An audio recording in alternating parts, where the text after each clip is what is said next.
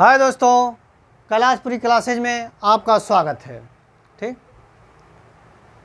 आज हम आपको उत्तर प्रदेश के तीसरी क्लास में ले चल रहे हैं। एक हमसे गलती हो गई थी पिछले क्लास में दोस्तों, हमने आपको ललितपुर की सीमा बताई थी कि उत्तर प्रदेश के झारखंड डिस्ट्रिक्ट से लगती है। इसके लिए हम क्षमा चाहते हैं। इसमें आपको ललितपुर की सीमा हमारे उत्तर प्रदेश के झांसी डिस्ट्रिक्ट से लगती है। तो दोस्तों, इसके लिए हम क्षमा चाहते हैं। आते हैं हम आपके अगली क्लास में। कल हम उत्तर प्रदेश के भौगोलिक क्षेत्र के विभाजन के बारे में अध्ययन कर रहे थे। हमने आपको 3 भाग में बताया है कि भाबर और तराई का क्षेत्र, गंगा यमुना का मैदानी क्षेत्र और पठारी क्षेत्र। ठीक, तो आइए हम देखते हैं भाबर का क्षेत्र। ठीक,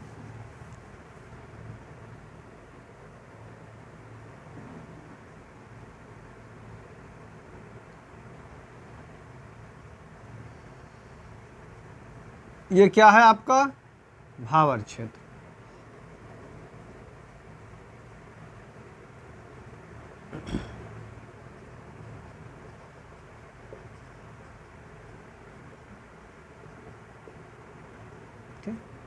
ये हमारा है भाबर क्षेत्र, भाबर क्षेत्र। ठीक, ये हमारा है तराई क्षेत्र। आई बात समझ में? ठीक, यहाँ तक बात समझ में आई। इसके ऊपर हमारी एक शिवालिक रेंज है। क्या है? शिवालिक रेंज। ध्यान दीजिएगा, क्या है? शिवालिक पहाड़ियाँ।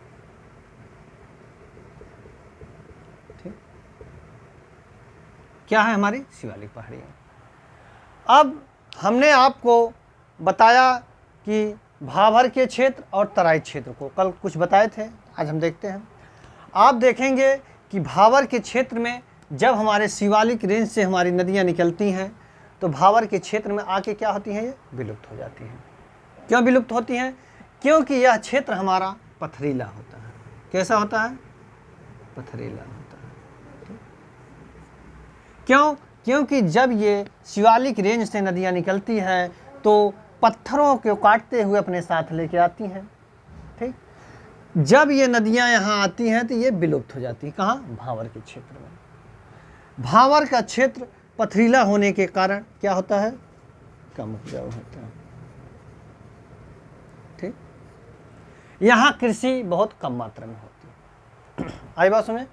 इसके बाद हम देखेंगे कि जब ये नदियाँ अपने क्रम में आती हैं तराई क्षेत्रों में। कहाँ?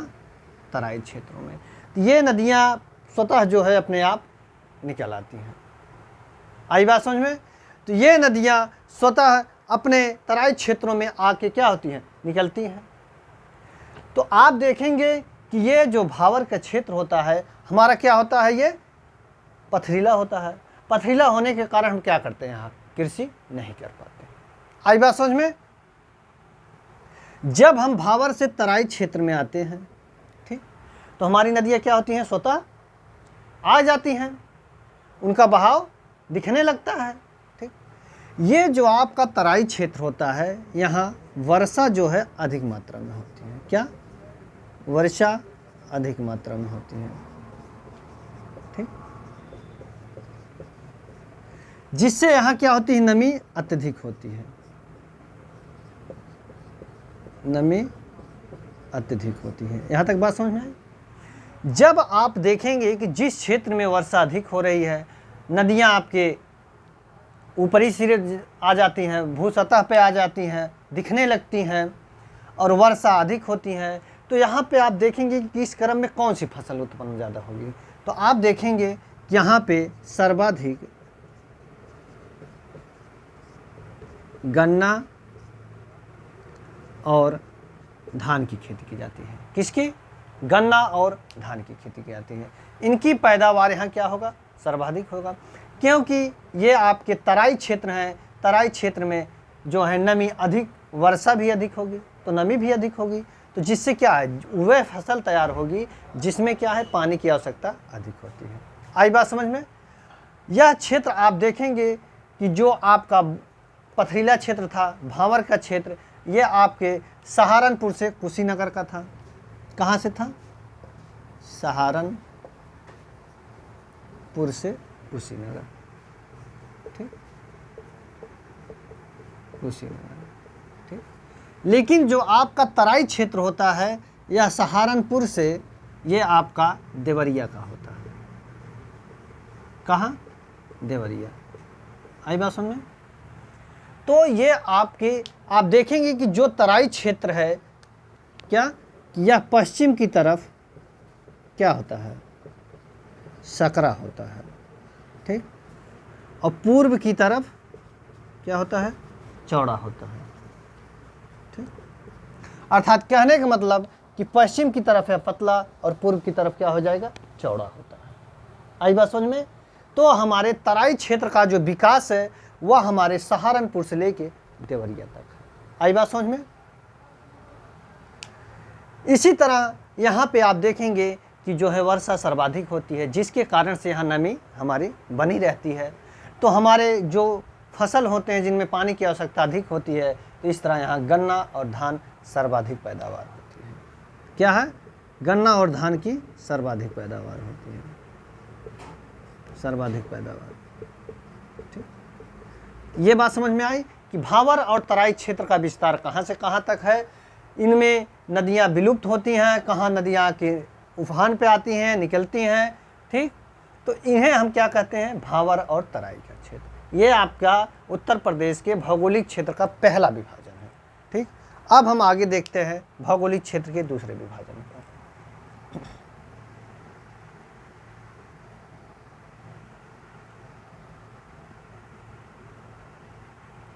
दूसरा विभाजन क्या है? दूसरा विभाजन आप देखेंगे गंगा यमुना का मैदानी भाग। क्या है? गंगा यमुना का मैदानी भाग, ठीक। क्या है आपका? गंगा यमुना का मैदानी भाग, ठीक। अब हम देखते हैं कि इनका निर्माण, जैसे आप देखे हैं उत्तर प्रदेश के मैप में हमने आपको कल बताया कि ठीक, ये आपके भांवर हो गए, ये आपके तराई थे, ये आपके गंगा यमुना के मैदान है, ठीक। ये आपका भांवर हो गया, ये आपका तराई हो गया, ये आपके गंगा यमुना के मैदानी क्षेत्र है। क्या है? गंगा यमुना का मैदानी क्षेत्र। क्या है? मैदानी क्षेत्र। ये आपका बुंदेलखंड वाला क्षेत्र हो जाएगा, ठीक। तो हम क्या पढ़ रहे हैं कि गंगा यमुना का मैदानी भाग, ठीक। अब हम देखते हैं कि गंगा यमुना का मैदानी भाग यह उपजाऊ अधिक होता है। कैसे होता है? आइए हम देखते हैं। तो आप देखेंगे कि इनका निर्माण जो होता है, किनका? गंगा यमुना के मैदानी भाग का, ठीक। तो गंगा यमुना, ठीक, कौन? जो गंगा यमुना है आपकी, ठीक, इनकी जो सहायक नदियां हैं, ठीक, इनके द्वारा जो नदियों द्वारा जो अवसाद लाते हैं,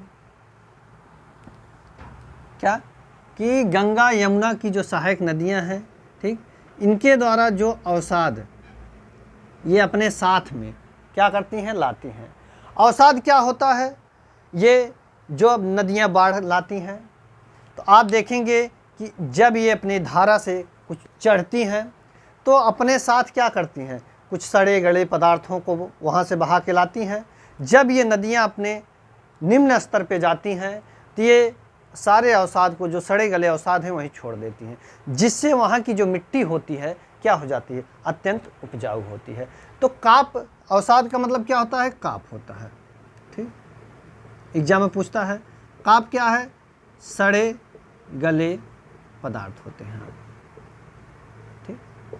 नदियाँ अपने साथ जो सड़े गले पदार्थों को काप का निर्माण करती हैं, ठीक। जब बाढ़ होता है तो क्या है? मिट्टी आपके जो निचली परत होती है वो सड़ जाती है, जिससे वहाँ पे काप का निर्माण होता है। काप के साथ साथ आप देखेंगे कि यहाँ जो है जलोढ़ मिट्टी का निर्माण होता है। क्या है? जलोढ़ मिट्टी, जिसे क्या कहेंगे? जलोढ़ मिट्टी। जो नई उपजाऊ मिट्टी उत्पन्न होती है उसे हम क्या कहते हैं? जलोढ़ मिट्टी। इसी को आप देखेंगे क्या कहते हैं? काली मिट्टी कहते हैं। ठीक, तो आप देखेंगे कि इसी को आप काली मिट्टी कहते हैं। काली मिट्टी आपके कपास के लिए अत्यंत उपजाऊ है। किसके लिए? कपास के लिए।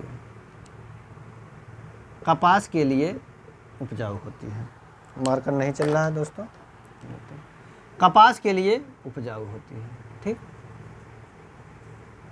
कपास के लिए उपजाऊ होती है काली मिट्टी। ठीक, तो ये बात समझ में आई कि गंगा यमुना का मैदानी भाग में आप देखेंगे कि गंगा यमुना तथा जो इनकी सहायक नदियां होती हैं, ये अपने साथ जो अवसाद को लेके आती हैं, अवसाद के साथ आप देखेंगे कि जब नदियां अपने निम्न स्तर से उच्च स्तर पे जाती हैं तो आप देखेंगे कि वहाँ से जो उनके सड़े गले पदार्थ अवशिष्ट जो बचे होते हैं, उनसे हमारी ज़मीन क्या होती है? जब अपने उच्च स्तर से निम्न स्तर में नदियाँ जाती हैं तो वहाँ की मिट्टी अत्यंत उपजाऊ हो जाती है, जिसे आप देखेंगे वहाँ पे काप का निर्माण होता है। उसी को हम क्या कहते हैं? जलोढ़ मिट्टी, जिसे आप काली मिट्टी की संज्ञा देते हैं। तो ये बात समझ में आई कि मैदानी भाग का निर्माण कैसे करते हैं। ठीक, आइए हम आगे देखते हैं।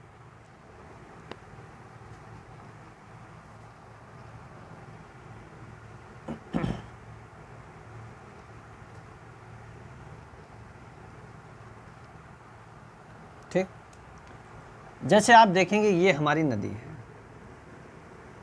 क्या है? नदी है।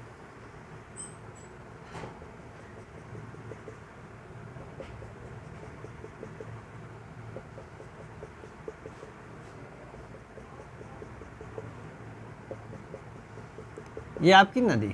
ठीक, इसमें आप देखेंगे कि ये नदी हम देख रहे हैं कि बरसात के मौसम को छोड़ के अन्य मौसम में क्या है? निरंतर बह रही है।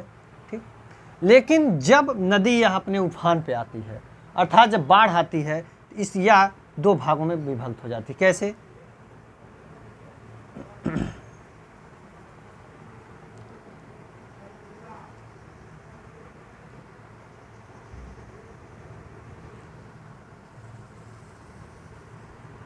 ये आपका खादर का क्षेत्र बन जाता है, खादर क्षेत्र।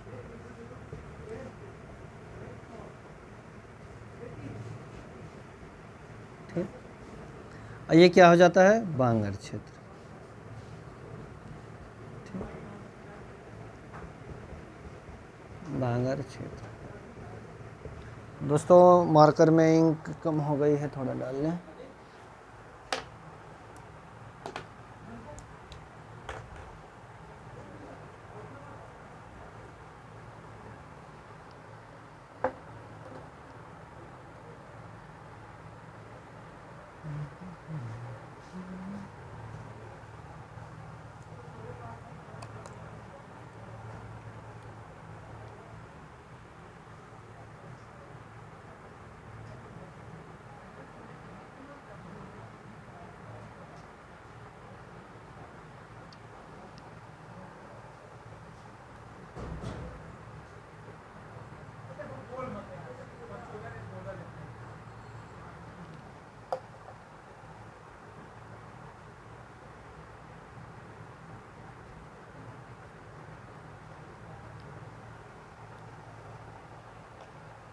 तो आप देखेंगे दोस्तों, ये हमारे खादर क्षेत्र है, ये हमारा बांगर क्षेत्र है।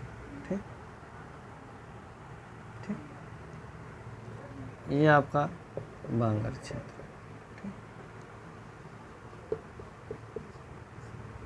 बांगर क्षेत्र, ये आपका खादर क्षेत्र है।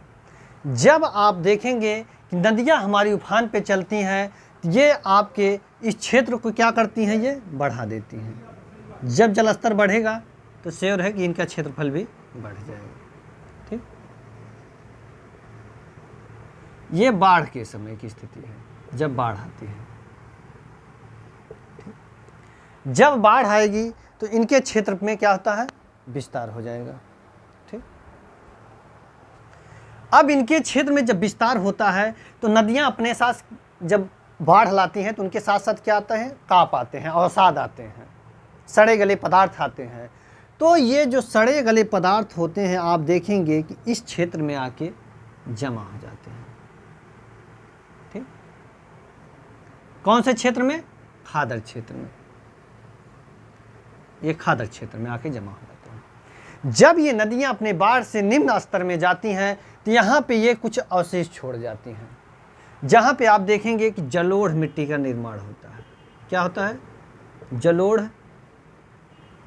जलोढ़ मिट्टी का निर्माण होता है। आई बात समझ में? जिसे आप काली मिट्टी भी कहते हैं, जो कपास के लिए अत्यंत उपजाऊ होती है। ठीक, अब जब ये अपने साथ अवशेष को छोड़ेंगी, इसका मतलब है कि यह जमीन क्या हो जाएगी? अत्यंत उपजाऊ हो जाएगी। ठीक, यह क्षेत्र क्या हो जाएगा? अत्यंत उपजाऊ हो जाएगा। जब यह क्षेत्र अत्यंत उपजाऊ हो जाता है तो ये क्षेत्र में हम क्या करते हैं? कृषि हमारे अच्छे मात्रा में होती है। ठीक, फिर आता है बांगर क्षेत्र। बांगर क्षेत्र में आप देखेंगे कि नदियां यहां तक पहुंच नहीं पाती हैं, जिससे यहां पर ऊंचे ऊंचे टीले का निर्माण हो जाता है। तो बांगर क्षेत्र में जब नदियां नहीं पहुंच पाती हैं तो वहां का क्षेत्र क्या होता है? वहाँ की जो मिट्टी है वो क्या होती है? कम उपजाऊ होती है। तो बांगर क्षेत्र की जो मिट्टी होगी क्या होगी? कम उपजाऊ होगी। जब नदियाँ बाढ़ लाती हैं तो जब ये खादर क्षेत्र तक जाती हैं तो आप देखेंगे इनमें क्या होता है? कटान होने लगता है। जब ये कटान होता है, आवरण होता है, उसी को क्या कहते हैं? आवरण कहते हैं। आवरण यानी कि बीहड़। तो ये क्या करती हैं? आवरण का निर्माण करती हैं। और जब ये पानी का तेज बहाव होता है तो मिट्टी भी क्या होती है? कटती है। तो उससे क्या होते हैं? हमारे बीहड़ का निर्माण होता है। तो आप इसके क्रम में देखेंगे कि सर्वाधिक बीहड़ का निर्माण हमारी चंबल और यमुना नदियां करती हैं। करती तो और भी नदियां हैं, लेकिन सर्वाधिक बीहड़ का निर्माण देखिएगा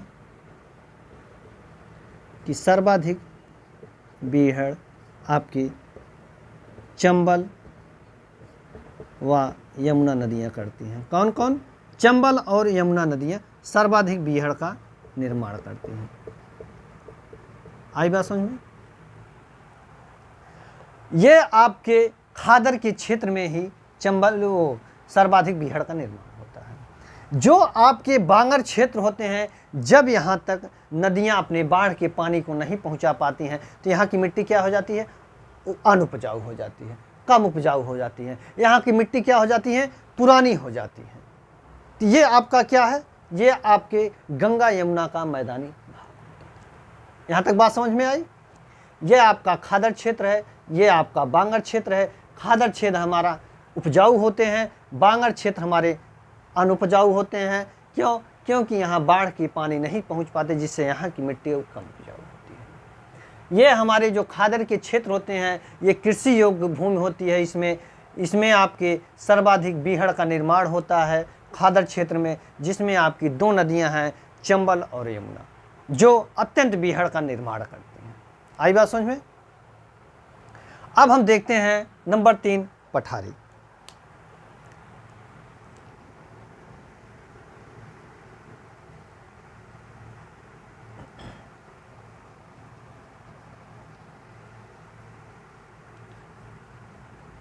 नंबर 3 क्या है? दक्षिण का पठारी क्षेत्र।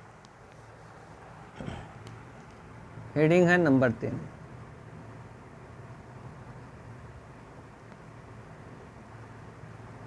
दक्षिण का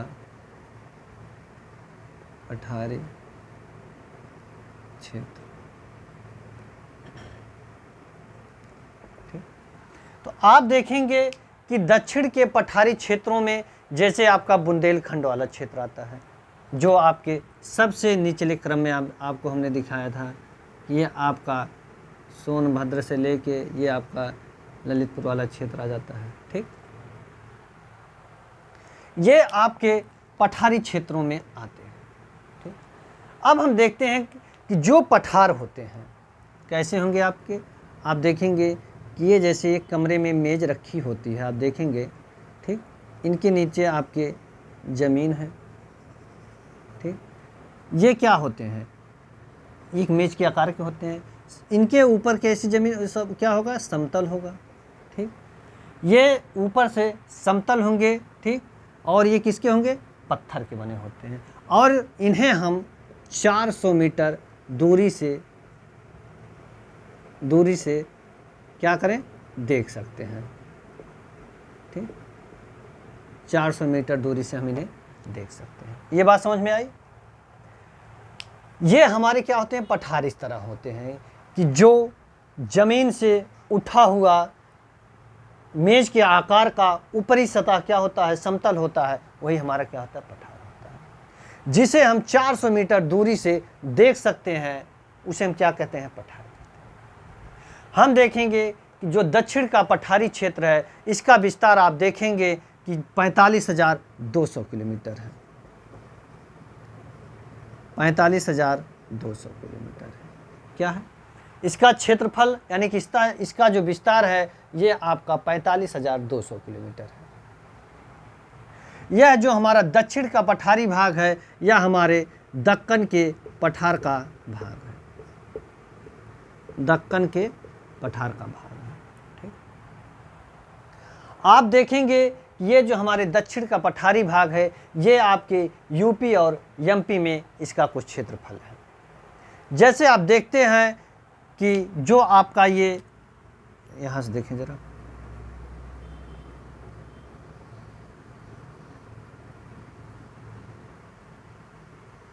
ठीक। ये आपका ये, तो आप देखेंगे कि इनमें जो है यूपी और एमपी, यानी कि इसमें आपके बुंदेलखंड का पठार कहते हैं। इसमें आप जो है एक तरफ आपका बुंदेलखंड का क्षेत्र आता है, यहाँ से आप देखेंगे यहाँ तक, ये आपका बुंदेलखंड का क्षेत्र है, ये आपका बघेलखंड का क्षेत्र। मार्कर नहीं चल रहा है दोस्तों। ये आपका हो जाता है बुंदेलखंड, क्या है, बुंदेलखंड, ठीक। ये आपका हो जाता है बघेलखंड, ठीक। आप देखेंगे कि इनका विस्तार यूपी से लेके एमपी तक है। नीचे तो आपका एमपी है, ऊपर क्या है, यूपी है, ठीक।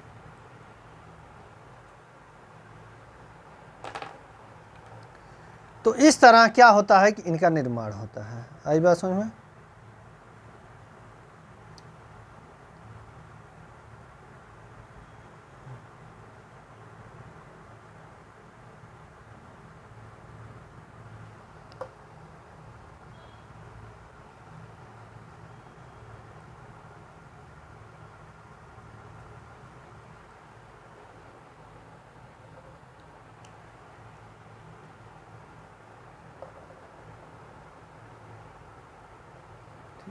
तो ये क्या है, आपके बुंदेलखंड क्षेत्र है, ये आपका बघेलखंड क्षेत्र है, ठीक।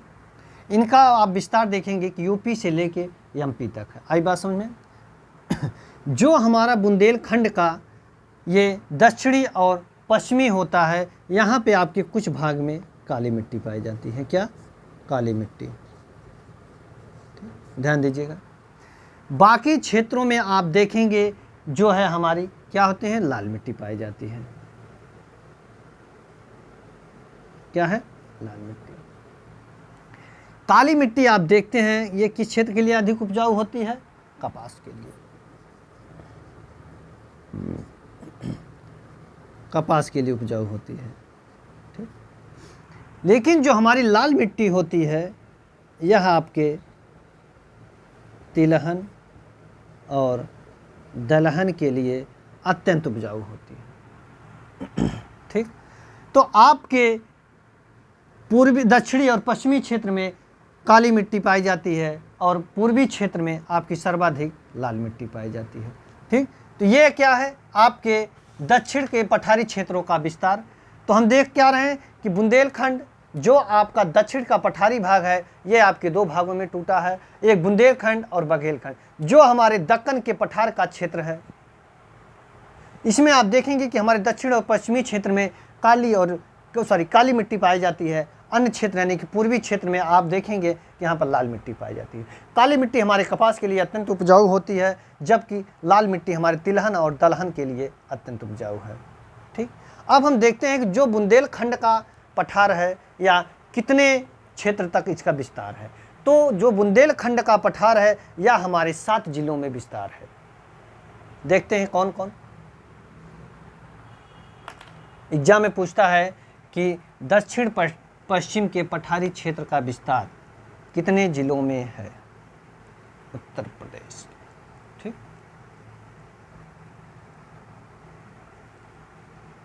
तो आप देखते हैं कि इसका विस्तार 7 जिलों में है।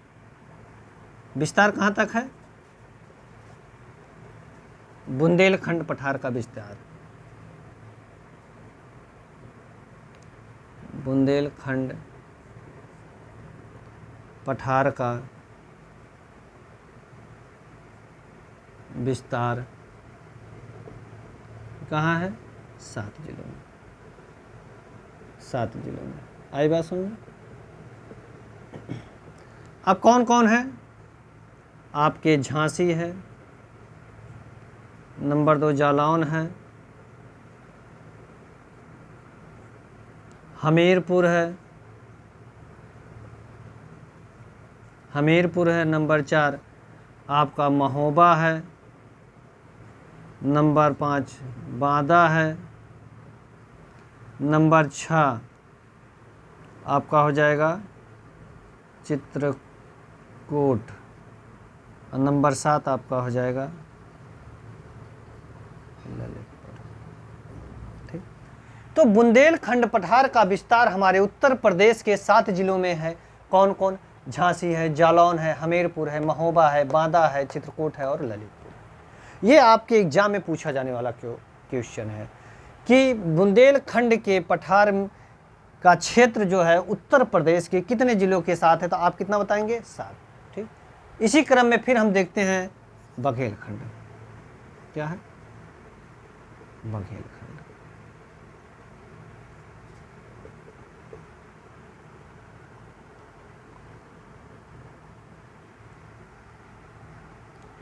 इनका विस्तार कितना है? इनका विस्तार हमारे सिर्फ 3 जिलों में है। कौन कौन है आपके? सोनभद्र, मिर्जापुर और एक आपका आता है चंदौली। चंदौली में कम है। तो आप देख रहे हैं कि हमारे बुंदेलखंड और बघेलखंड के विस्तार, हमारे बुंदेलखंड का विस्तार 7 जिलों में है, जबकि बघेलखंड का विस्तार 3 जिलों में है। ठीक, तो ये आपके विस्तार थे। इन्हीं में आप एक शब्द निकल के आता है कि सोनकर की पहाड़ियाँ होती हैं। इनका विस्तार यदि आप देखते हैं, जिन्हें क्या कहते हैं? सोनकर और कैमूर की पहाड़ियाँ। इनका विस्तार आप देखेंगे कि विंध्याचल, कहाँ? सोनकर व कैमूर की पहाड़ियाँ होती हैं। तो इनका विस्तार जो होता है, जो आपका विंध्य पर्वत है, यानी विंध्याचल पर्वत, विंध्याचल पर्वत इसमें है। सोनकर और कैमूर की पहाड़ियाँ कहाँ मिलती हैं? विंध्याचल पर्वत में, जिनका विस्तार आप देखेंगे कि मिर्जापुर और सोनभद्र तक है। तो क्या है? सोनकर की पहाड़ियाँ कहाँ हैं? विंध्याचल पर्वत में, जिनका विस्तार मिर्जापुर और सोनभद्र में। ठीक दोस्तों, तो आज हम आपको उत्तर प्रदेश के 3 भौगोलिक क्षेत्रों के बारे में अध्ययन कराए हैं। ठीक, फिर आपके अगला एपिसोड आपके अगली वीडियो में होगा। ठीक, तो दोस्तों हमारा चैनल है YouTube channel Kailash free classes को आप दोस्तों जितना से जितना हो सके शेयर करें, सब्सक्राइब करें और लाइक करें, और बेल वाले घंटी को दबाना ना भूलें, ताकि जब भी हमारी कोई क्लास प्रारंभ होती है तो उसका नोटिफिकेशन आप तक जाए। दोस्तों धन्यवाद।